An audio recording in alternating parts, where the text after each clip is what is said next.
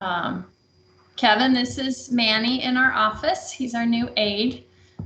So you guys won't have to deal with me anymore. You'll get Naomi and Manny. Oh, you were lovely, Gina. I still feel like I blew up the meeting. Kevin, you're muted. Okay. I was going to say, I think Naomi's been having to deal with everything with this group anyway. Yeah. Never comment. All right, well, I'm gonna pop off since you all are in good hands. Yes, thank you so much for starting the meeting, Gina. Appreciate it. Thanks, Gina. See you guys. Bye. Bye.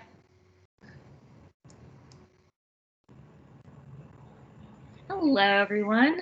Naomi, I'm kind of at a loss. I don't know who Gina is. Oh, Gina is like the main aide, sort of chief of staff-ish in our office. Oh, for Amanda. Yeah. Okay. Yeah. Yes, she's, she and Amanda worked for Raphael together. So they knew each other from those days. And Gina does all our accounting and office management. We've gotten so much faster at processing. A lot.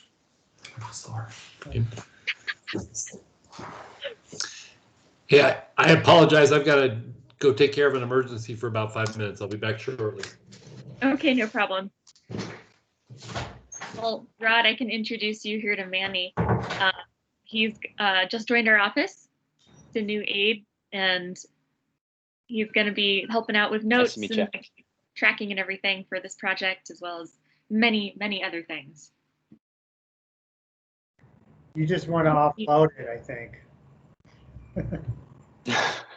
I'm starting to get that feeling too. Yeah, I don't think you know what you're getting into.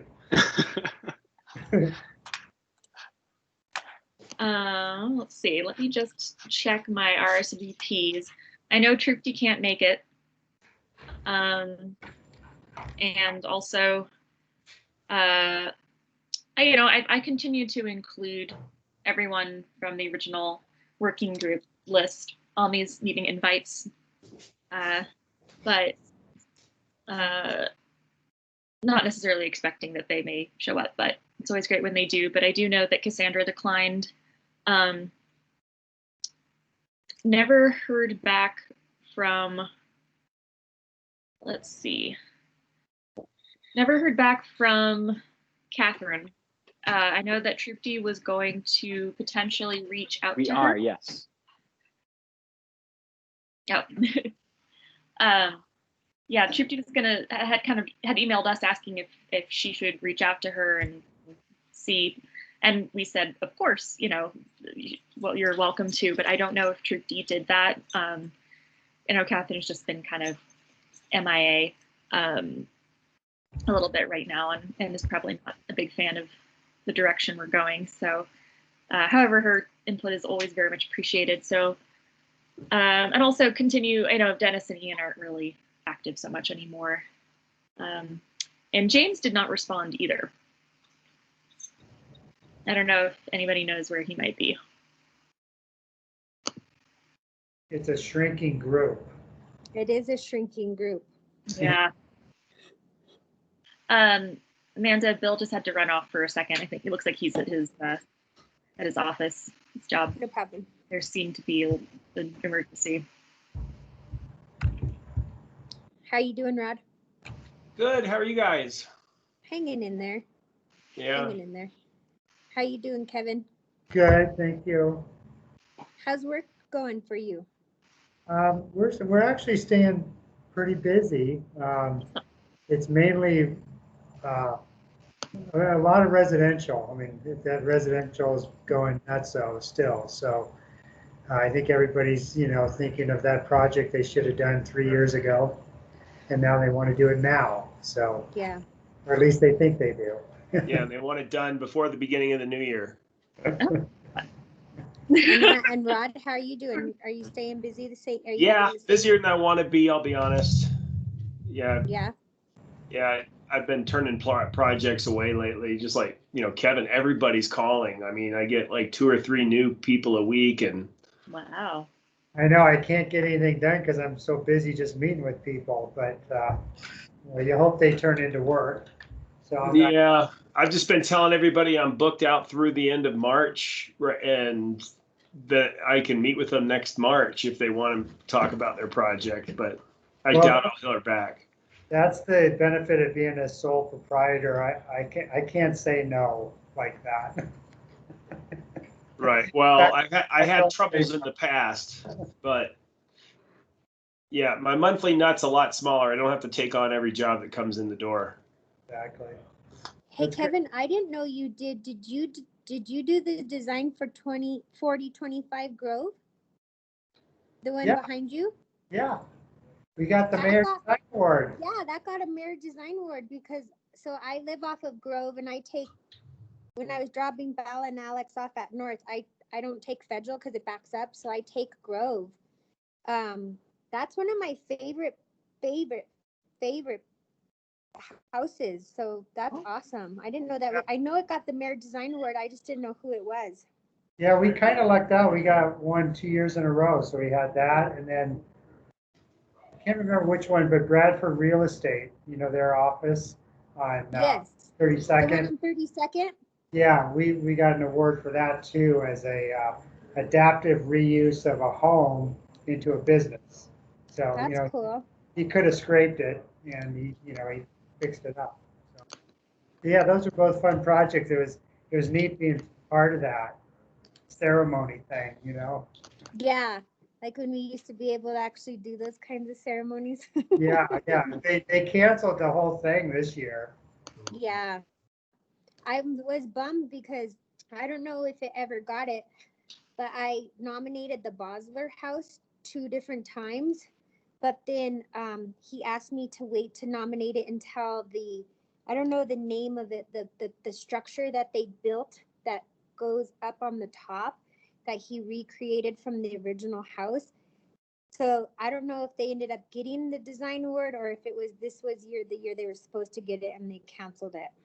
Yeah, I can't remember. It seems like they did get an award of some kind, but I can't answer that. I don't know. Have you ever been in that? Have either of you ever been in that house? No. Have you, Rod? No, And Put it on the Highland tour. Okay. It's Well, we can amazing. go through all.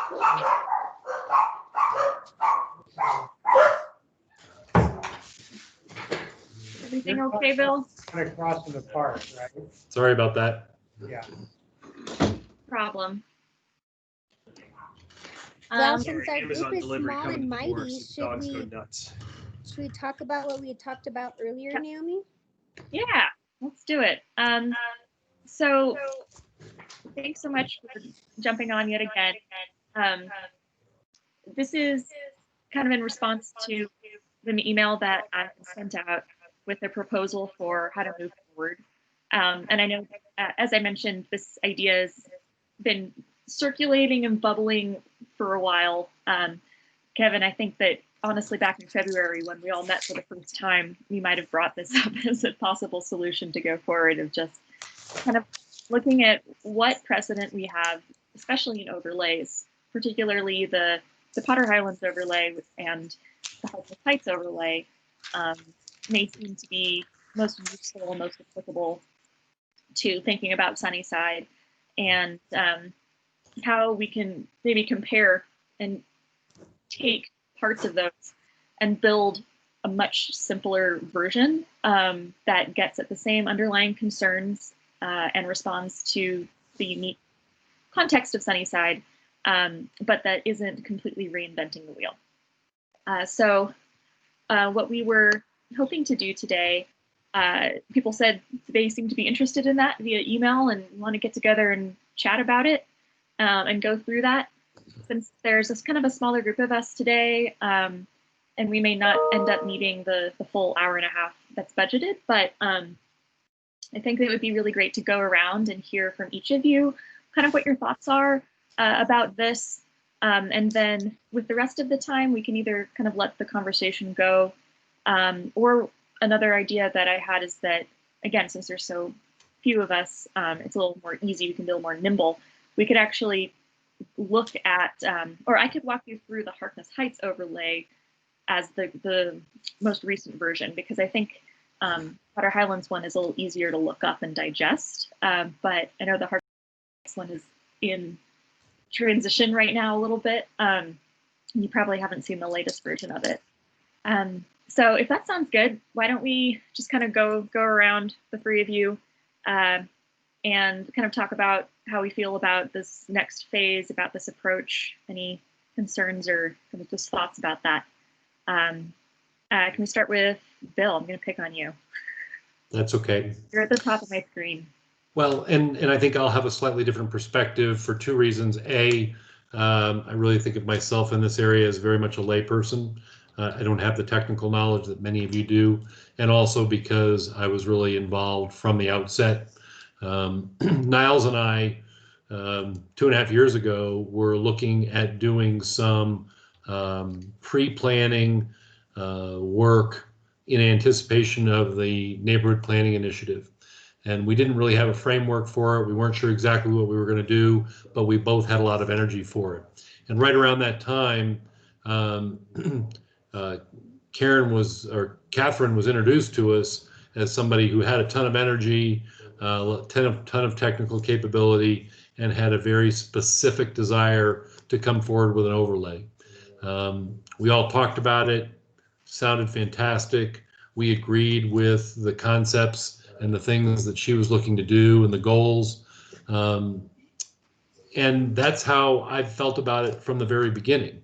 But unfortunately, as I've come to understand this process over the last 2.5 years, as much as I very much agree with all the things that Catherine would love to get done, and the goals and the level of detail and the level of depth that she's been trying to accomplish, I agree with 95% of it. But sooner or later, pragmatism needs to come into the play, and we've got to be able to get something done. And I think we can accomplish quite a bit with a much simpler format. And since the wheel has already been invented, I would just as soon utilize the wheels that have been invented, Harkness Heights and Potter Highlands, and not have to deviate. Use those two things as guidelines. It looks to me, again, not from a very technical perspective, but it looks to me as though we can get 70-75% of what we want done. And I very much am for that, and for all the reasons that have been talked about. Great, thanks. Rod? I agree. No, Come on. no, I do agree with almost everything. Well, with everything Bill said. That's why when I went back, the last little thing I sent out to everybody was like kind of my take on our last conversation, and actually doing that and whittling it down and putting it exactly into the same format that other people have done in other neighborhoods. And then trying to include the stuff that we kind of whittled down. I mean, I know our last little iteration was pared down quite a bit from where we started, but I think you're right, Bill. I think it gets us 80% of the way there, and if we can expedite it and get it through, it sort of at least locks some of the most important things into place in the neighborhood. Because we were talking about this, we keep going back around and over this again and again for 4 or 5 years or something, the neighborhood's not going to be worth preserving. I mean, by the time all this other stuff gets in. So I agree. And I thought that we were in a pretty, to be honest, one of our last conversations, I think like everybody felt like we were pretty down and like a little overwhelmed. But then I think the very last conversation, or at least maybe it was the emails, I think everybody had some time to sit on it and think, well, we might be closer than we actually thought we were at the last Teams meeting. So I think that what we do is we take what we've got, simplify it as much as we can, and get it put together and ready to be submitted to whoever the powers that be that we need to get this through. So that's where I stand. If I can just interject, I really don't feel down. When I look at the people that we have here, Rod, Kevin, Naomi, Amanda's support, I think we're actually in a good place, and we just have to go forward with a slightly different strategy. Yeah, well, and to clarify, yeah, Bill, that was after that second to last meeting or whatever we had. I think we all felt sort of down at the end of that one, feeling like we were well, at least I did. I felt like I was getting a little overwhelmed because people started talking about starting over, and I was like freaking out. I was like, no, we're not starting over. So no, I have a much better, feeling about this, and I'm pretty excited, and I'm confident that we can. We're really close. Awesome. Kevin?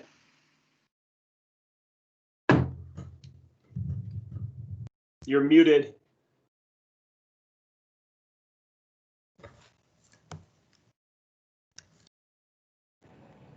Okay, so, I definitely have been probably the leader of simplification on this, and I was feeling overwhelmed, and I felt like we were going down a path that would never find an end.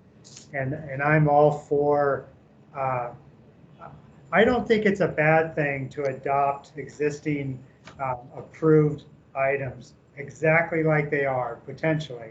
I think it's actually a good thing. And I don't think we need to feel like we have to have some crazy, unique Sunnyside conservation overlay, because I think Harkness Heights, Potter Highlands, there's so many similarities in the neighborhoods, and I guess the big difference I would say between the two is that I've been looking at the conservation overlay for Potter Highlands, which I do like, and the one for Harkness Heights, and the only difference really is Harkness Heights has no 2-unit zoning at all. So they're not even looking at duplexes or any of those things. We have a huge portion of Sunnyside that's zone 2-unit. And so is Potter Highlands, even though it's a landmark neighborhood, but kind of forget that. So in some ways, I still kind of think the Potter Highlands one is a little more tailored towards the type of development that will go in Sunnyside than what will go in Harkness Heights. But I'm glad we're focusing in on this. That's it. Awesome. So we were. Hey, Naomi, hold on real quick. Yeah. Hey, Kevin, if memory serves me correct, I couldn't find it, but I checked my emails. Didn't you send Naomi and I an idea with Harkness, the Potter Highland overlay that you had kind of modified for Sunnyside? Do you remember that? No. Right now. Oh, do you have that, Naomi? No, yes, you did. No, you did. Yeah. Yeah. It was pre-COVID. That time didn't exist. So looking back, there's a couple of things that I think research that we all did at the beginning that I think set us up in a really good place to do this exercise. And one is from Kevin. I've got from you just snippets of the Potter Highlands overlay that you simply highlighted, the ones that you thought were applicable to Sunnyside. And so I can share my screen if you want. But I've also got, and then as a little preview, I'm realizing, again, I feel like forget the stuff that I've done. We also have a spreadsheet that I made comparing the Sunnyside proposal to the existing zoning and Harkness Heights and Potter Highlands. Oh, you did? I did that. Oh, I don't think I remember you did that either. Yeah, I did this probably back in like March or something. Now we know Martin's Heights has changed a little bit. So this might not be like the perfect document. It might need to be tweaked a bit, but we have that. So should I bring up the Potter Highlands annotated thing and we can just take a look at that? Yeah, that'd be great. All right. Let me try to share my screen. My computer is working real hard to not overheat and die right now. You need to come get that fan. All right. Come on.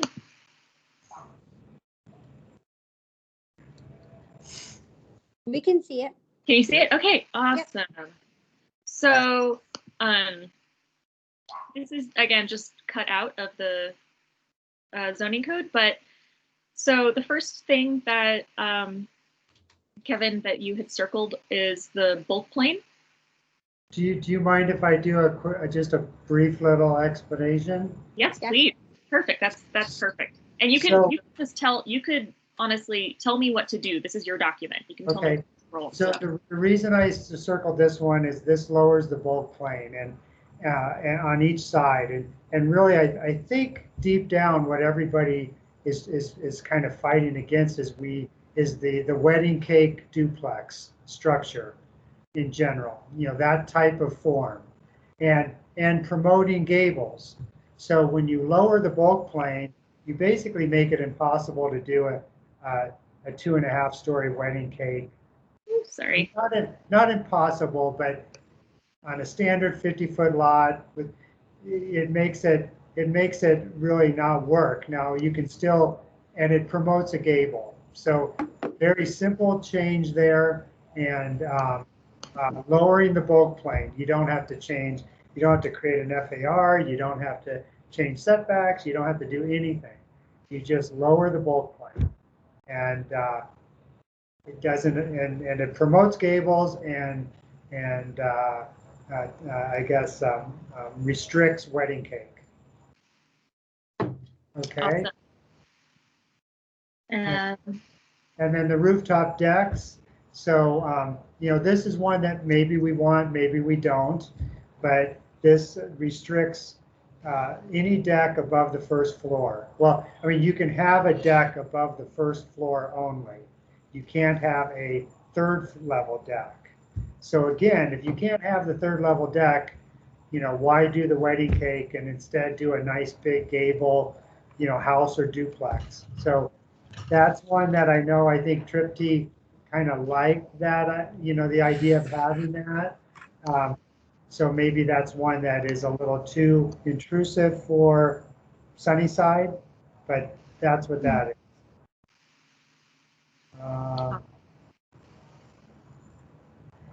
And then the exception, I think this is something that Naomi, you and Rod and myself worked on a lot, as far as if you are going to lower that bulk plane to restrict the wedding cake and promote the gable, then let's allow dormers.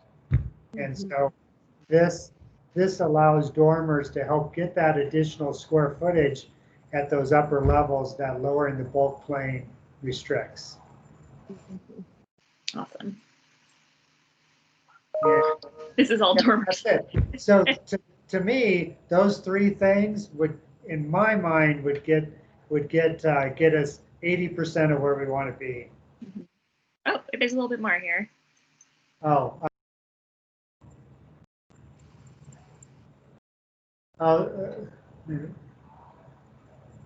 I guess this is just saying that 2-unit dwellings are subject to all the same. Yeah, that's all this is saying, that this applies to 2-unit forms as well. And then Kevin or Rod, correct me if what was happening in Highland, and Kevin, I know you've done a lot of work over there. The reason why they did the zone lot standards was to create consistency in the zone lots, correct? Well, no, it's actually, now Potter Highlands is a little different because it has the landmark review, but it was done to, well, I don't know if I have that answer because all the lots in Potter Highlands are pretty established. So really what it was wanting to do is just eliminate the wedding cake form.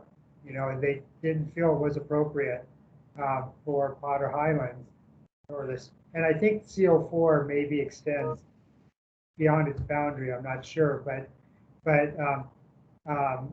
it just it eliminates the 3-story wedding cake.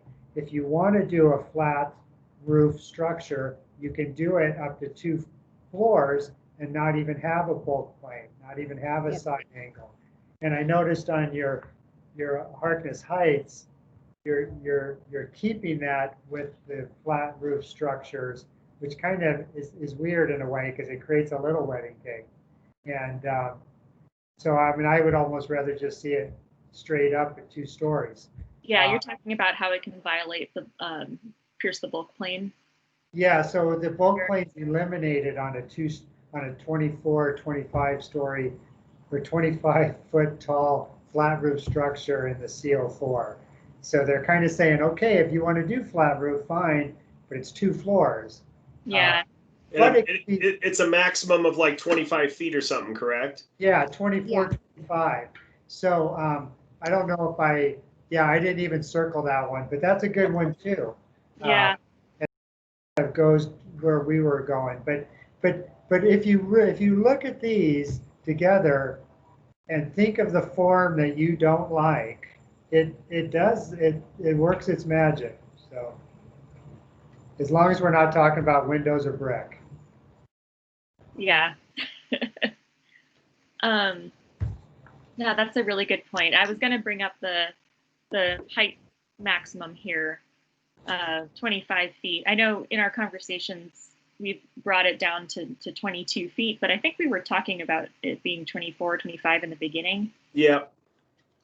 And one way that the Harkness Heights gets around the doghouse, it's actually it's a 2-story max height limit now. So you couldn't have half story. Half story. Yeah, but by keeping see, how can I do this? This is from yours. By keeping the bulk plane on the flat 2-story, you create a short wedding cake. Oh, yeah. Yeah. If people, no, I see what you mean. Yeah. If they max out the first floor, you could get that kind of stepped look. So in Potter Highlands, there's a lot of very good examples of 2-story, straight walled, narrow houses or duplexes that look appropriate because their mass is small, even though they're flat roofed. Mm-hmm. Yeah.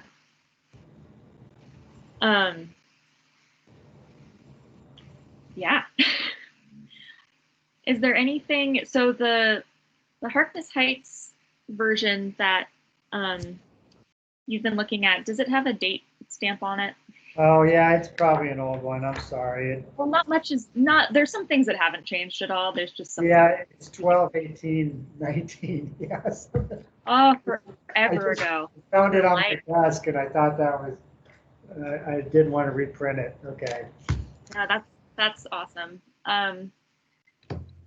Yeah, I'm trying to think if there are things. So one thing that I think that's in Harkness Heights overlay, which could be brought over, which I think that this is missing, is some sort of front porch entry requirement.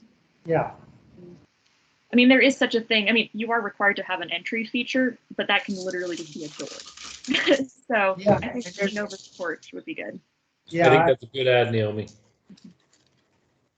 And if you go down SUNI, I live on SUNI, there's 2 or 3 brand new big wedding cake duplexes, and their porches are awful.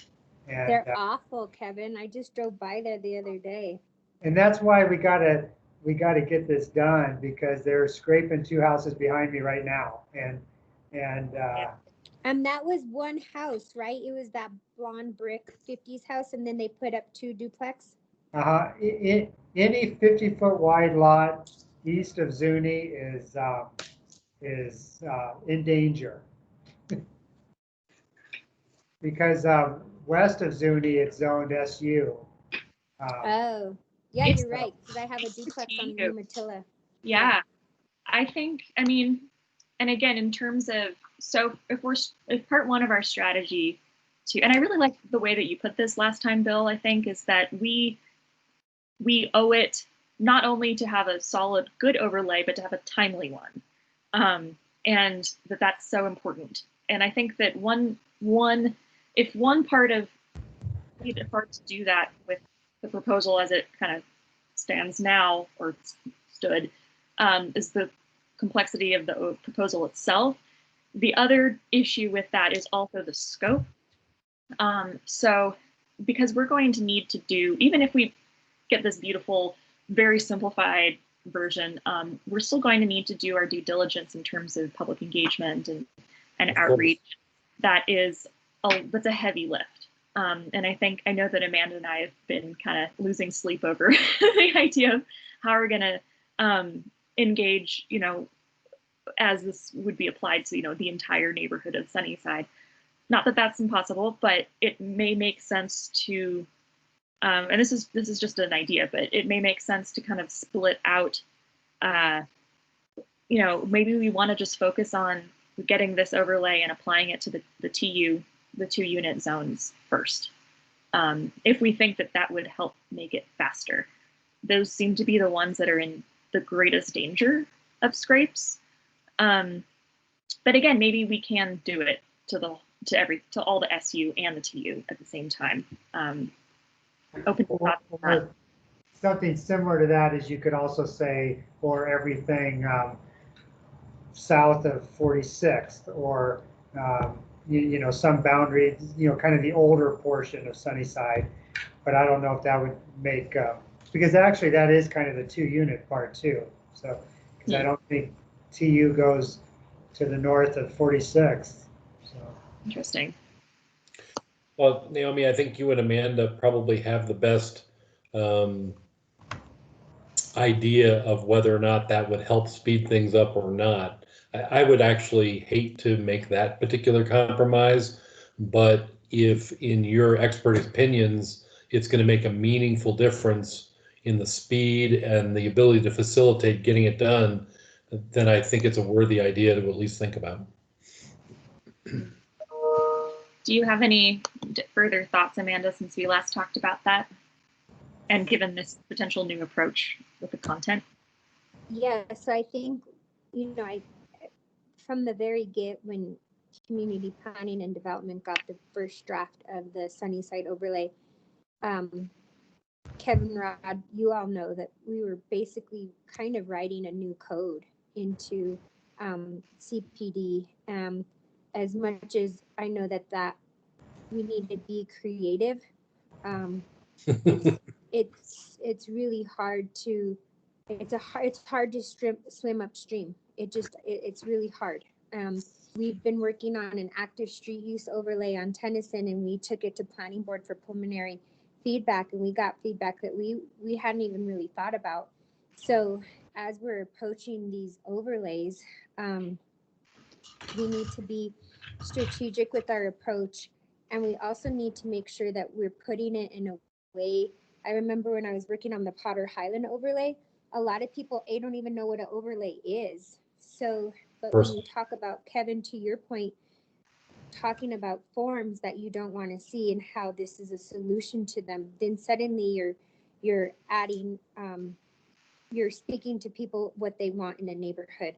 And I'm concerned, I want to get us moving in a direction, because I want this to be adopted before the neighborhood planning initiative, so that we can use this. So they're working at the same time, but we're also, I think neighborhoods get planning fatigue. I know they do. I know there's people who get planning fatigue. And so as the neighborhood initiative starts moving forward in early 2022, the more that we have a really good, strong foundation to push this forward, the better it is. But I also agree, you know, one concern I have heard from community planning and development is, I hear this concern with my office often. They had never had a whole entire neighborhood zone rezoned for accessory dwelling units. They've never had an active street use overlay, and now they're like, oh, now you're bringing over an overlay for 3,500 doors. That's a lot, Amanda. And I'm like, I know. So we have to be strategic, because that's a lot of doors. That's the biggest overlay. Potter Highland is not that big for a conservation. So Amanda, are you leaning towards or recommending that we do limit the size of it to two unit zoning? So I'm open to hearing from everybody on the group. I think that we could do that, or we could start with, I'm open to hearing what you all have to say. I agree with everything you said, and if limiting it to the 2 unit zoning would really facilitate speeding up the process, and then we could come back to the other zoning areas later on if we chose to, then I'm all for it. It's not necessarily a compromise that I like the idea of, but I think all the points you made are very valid, and and if we can get it done essentially before the heart of NPI, I think that is a real benefit. So Rod and Kevin, thanks Bill, that's great. Rod and Kevin, do you see as many agreed, like do you see in the single family zoning, do you see the same type of forms popping up? Um, Go ahead, Kevin. Okay, so to me, it seems like in the areas that are SU, they're more homeowner-driven projects. There's less scrapes. There's less developer-driven. Right. So even if it is a modern boxy structure, it's smaller in scale. I mean, you're not going to build a 6,000 square foot single family home, in this neighborhood, but you're going to build 3,000 square foot duplexes. And so it kind of, to some extent, again, it kind of takes care of itself for, let's say, 75% of it. And so I can't think of, so the TU, I think, is the yellow, right? Correct. Yeah. So I can't think of a project in the tan area that I would put in the same realm as the big duplexes. I just can't think of one, and so limiting it. I don't know but I don't know what the mechanics are between like limiting it to TU versus limiting it to everything, east of whatever 44th, and I don't know if a boundary or a zoning designation. What's easier? Well, I can think of a couple examples right off the top of my head, and probably find a dozen or so in the SU zones where they've done the big wedding cake houses with no front porch so I think, Kevin, some of those things that you pointed out in those like simple 4 or 5 different elements, I think they apply to the SU form and character as much as they apply to the TU stuff. So I would say if we're trying to give Sunnyside like a sense of place and save it without having to come back and do this again, I mean, I think it would apply to those single family SU properties as well. If we're just doing like the simple 4 things that Kevin has pointed out would probably get us 80% of the way there, I think those SU properties are dealing with the same issues, or at least, even though I know they are a different type of developer, being kind of homeowners and stuff. There's several instances over near me that are developer projects that are horrible. I can think of some too. Yeah. Yeah, you're probably right there, and also I think it does improve it does limit what you can do on the narrower lots too, to a, you know, to a lesser extent. So, yeah, I agree with you. So have we, just a question for the group, and Naomi, I don't know if it's, sorry if we already have this info. Have we pulled from the assessors how many doors are in SU and TU zoning? Do we know how many exact number? Yeah, I'm gonna have to go look that up. Okay. I did pull that at one point. I'm going to stop sharing my screen for a second. And then Rod and Kevin, in that area that's in the 41st and Fox Station area plan, that's currently TU, that could potentially be zoned for higher intensity. Do you think it would be appropriate to apply it there as well? Because those are going to get turned over.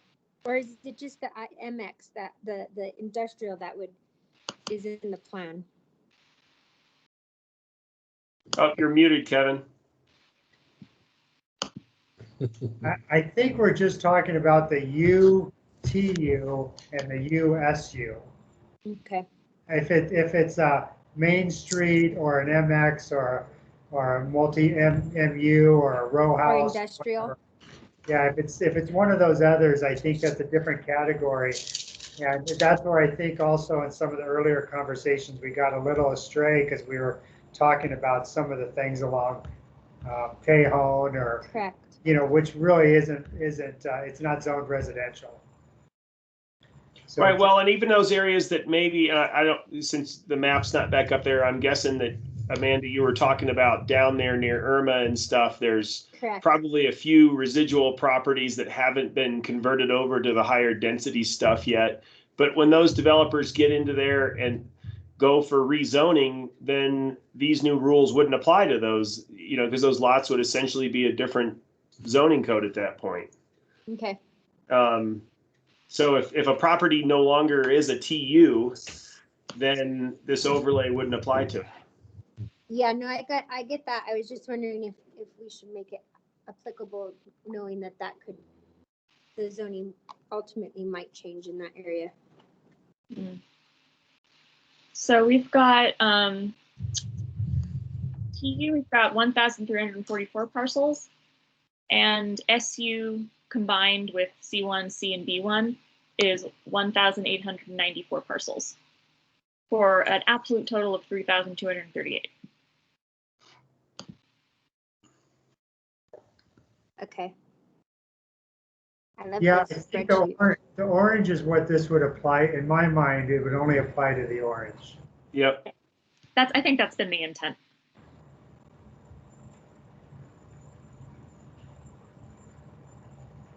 Let's see if I have any other fun maps. Here's the map of just the SU and TU. That's great. That's what I needed to see. Thank you, Naomi. Mm-hmm.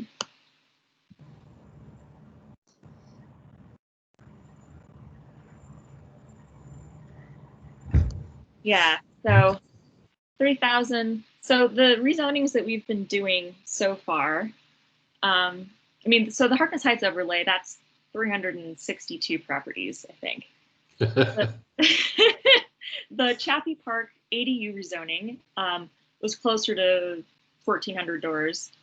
The Sloan's Lake ADU rezoning we're looking into right now, that's around 1,700 doors. So, you know, these separated out are closer to the kind of outreach that we've done before. I also know we go back and forth about like, okay, well, how much of the neighborhood do we need to hear back from to make a decision on whether or not people really support this? And so, you know, part of that's just kind of a gut feeling. There's also statistics I've been kind of using recently. You know, you can find what sample size out of a total population is statistically, would create a statistically significant result. Basically meaning if you poll these people, whatever they say, you can confidently extrapolate that to be like, yeah, probably the rest of the neighborhood feels this way. And I recently ran that statistic for the Sloan's Lake neighborhood. And so out of those like around 1,700 doors, we would need to hear from about 350 people to answer like a survey, to be able to kind of confidently say, at least for statistics, to say that, yes, this does represent the sentiment of the neighborhood. So that's possible, you know, getting 350 people to respond, you know, for instance, for the UTUC, may be possible. You know, but if we more than double that, or say maybe this might be like 400 people needed to respond to feel comfortable moving forward here, it starts to get close to needing to hear from, you know, 7,000 or 700 people to feel confident moving forward. That's just one angle, that number. That's just one number, one statistical angle to look at, you know, what kind of engagement we might need to be doing. So I think that's where we get a little nervous. That seems like a lot of people. I would think that statistically significant would be achieved with I mean, it's been a long time since I had my statistics class, but that seems like a very high number. Well, I was using a 95% with confidence, you know, with plus or minus. You can play around with those numbers. You can definitely go up and down, but my dog. Sorry. But yeah, just saying that's just one angle to think about it. The numbers could be lower or whatever, but that's just kind of like that's why that's just why I start thinking about these things about, okay, like how hard is it going to be to do sincere outreach and really get enough responses back on this.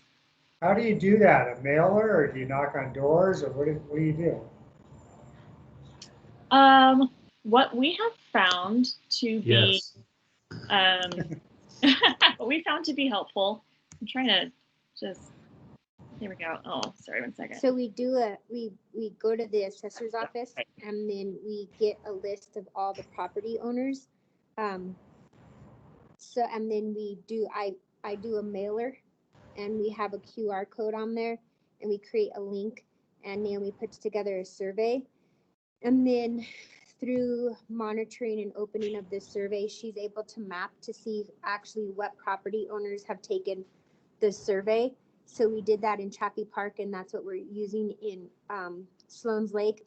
And then what we did in Chaffee Park, which is a little bit different than in Sloan's Lake, because Chaffee Park, it was really the R&O that pushed the ADU zoning, and Sloan's Lake, it's just continuously in Sloan's Lake, accessory dwelling units keep coming through city council on these one-offs. So I was like, that's where we're getting the highest number of volume of accessory dwelling units rezoning. So I was like, well, let me just work on that. That's something that we could work on. So we use the same delivery service that the North Star does with the delivery of the newspapers. I pay someone to actually tape something on somebody's door, so it gets your attention in a different way. Sometimes people check the mail, sometimes don't. But if you flyer and you actually have something on your door that you pull off, it gets your attention, and then people do that. And then in Chaffee Park, we had block captains who actually went out and knocked on people's doors. That was pre-COVID, and talked about, you know, hey, we're working on this neighborhood project. Would you take this survey? What do you think about that? But it was more targeted because we could see on the map who had taken the survey and who didn't. So then I don't have to remail to every single house. Does that make sense?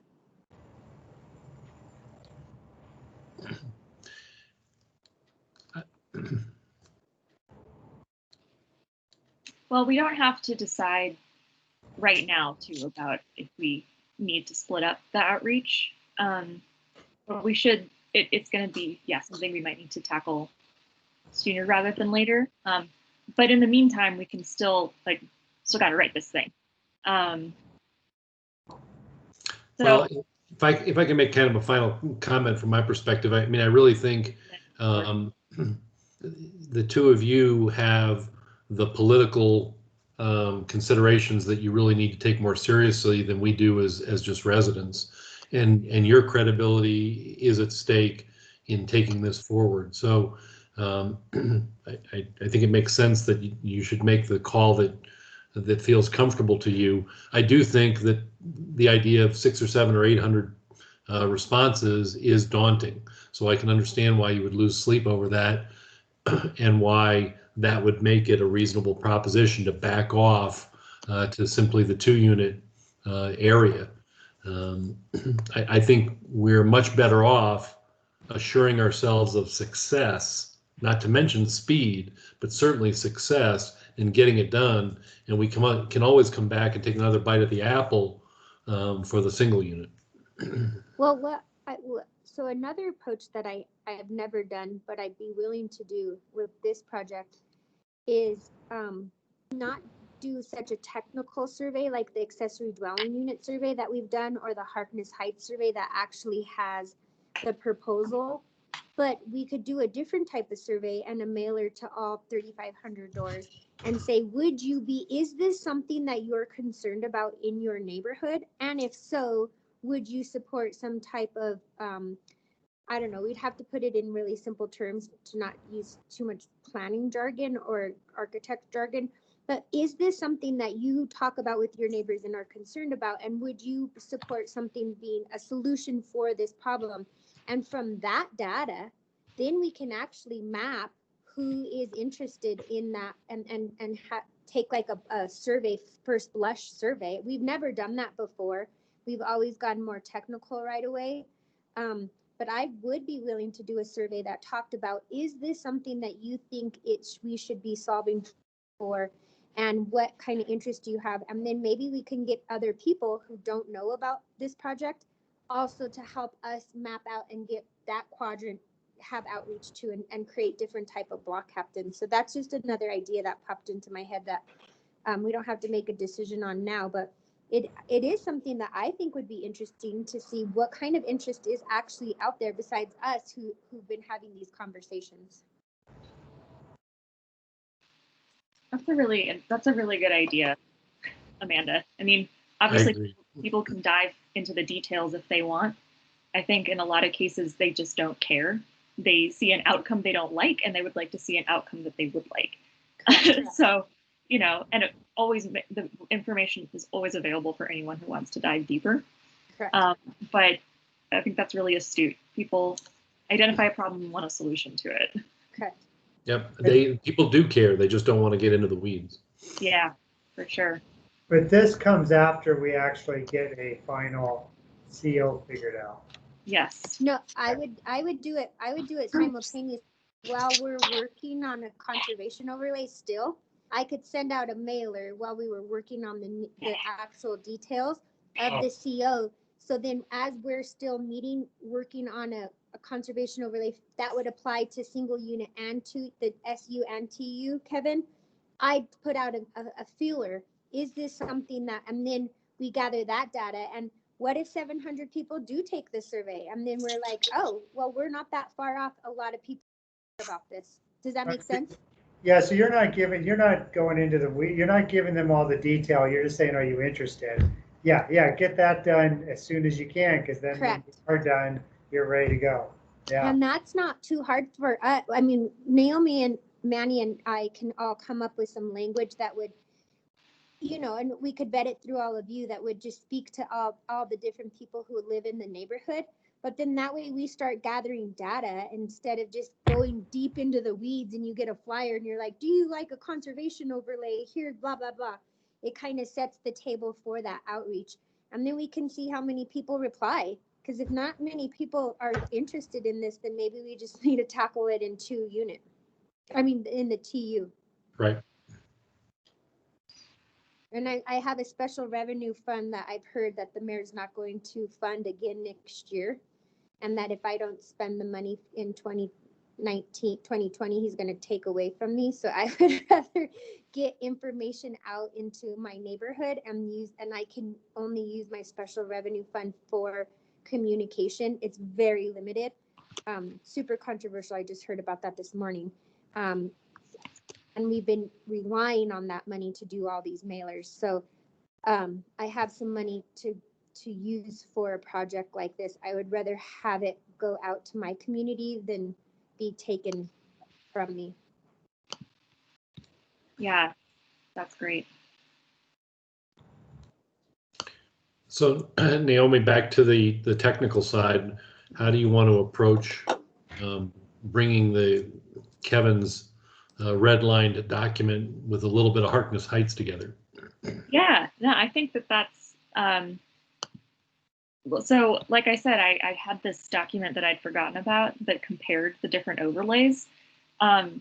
It's now a few versions behind, but I think that what I can do is I can just write up in very simple terms kind of what the parts are that Kevin took out of Potter Highlands, add in the porch requirement, and then kind of, maybe I'll take the opportunity to put in, if I see any suggestions from Harkness Heights that I think might be appropriate, and then we can bring that to the group and vet it basically, and see does this get us 80% of the way there, kind of as we've been talking about, and if so, that's what we move forward with. Sounds good. Okay, and then in the meantime, we can start working on this survey, as Amanda was saying, because it's going to be more high level. Awesome. Any last thoughts? So then, based on the survey, we'll determine whether it's going to be applied to the TU alone or the TU and SU and that sort of thing. Well, we'll just get the survey results and then we can discuss it from there. We'll just see how much engagement gets out there. I could even talk about working with, if I had to, working with the North Star, because that's another avenue to get into people, to run a little ad in there as well. I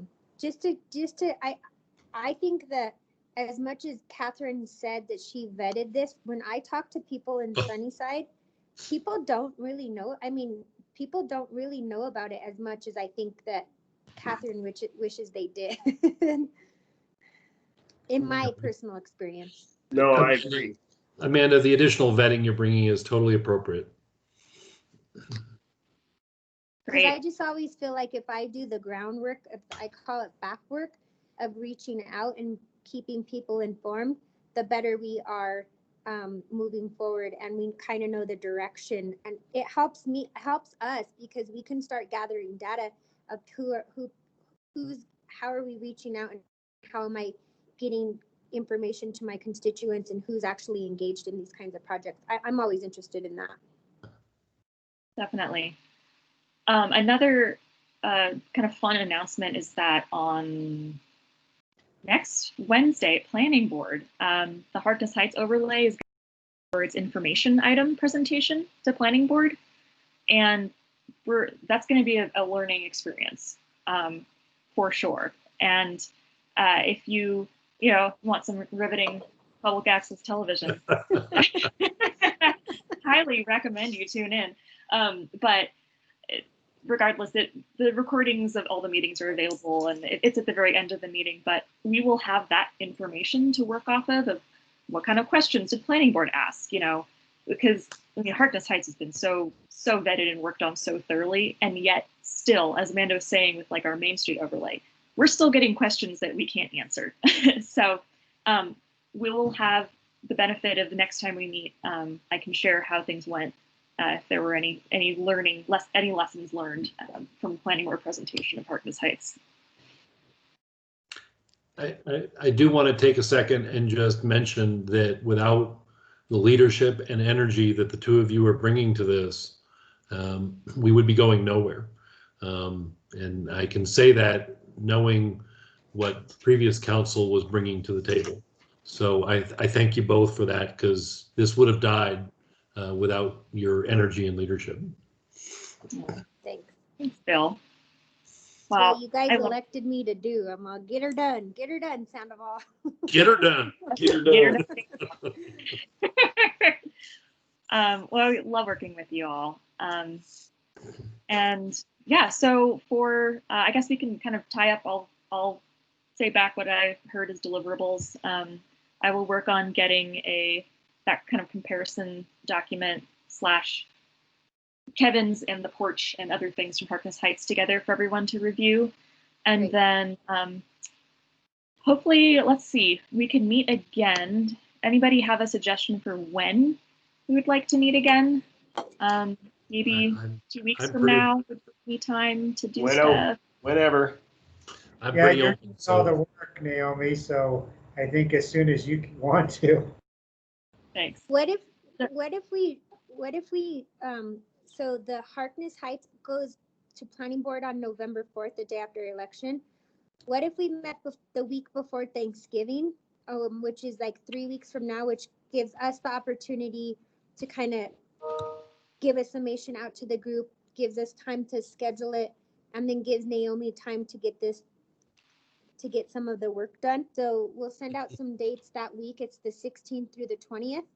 And then that way, I know we start rolling into the holidays, but at least we have some type of plan moving forward for December, and then moving this out of from just concept onto actually paper and getting it vetted. Moving out of committee. I would very much endorse doing it before Thanksgiving. Perfect. Great. Does this in general, is there a day of the week that works well? Since we seem to be whittling down to the smaller group here. No, they're all the same. Just Groundhog Day over and over and over again. All right. Well, I think Thursdays generally have worked. It's kind of like our rhythm, I guess. Good.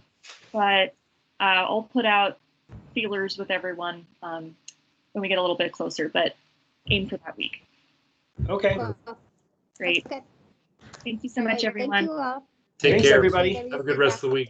Sorry, my Thank dog you. is driving me crazy. Bye. Have a good day. Bye.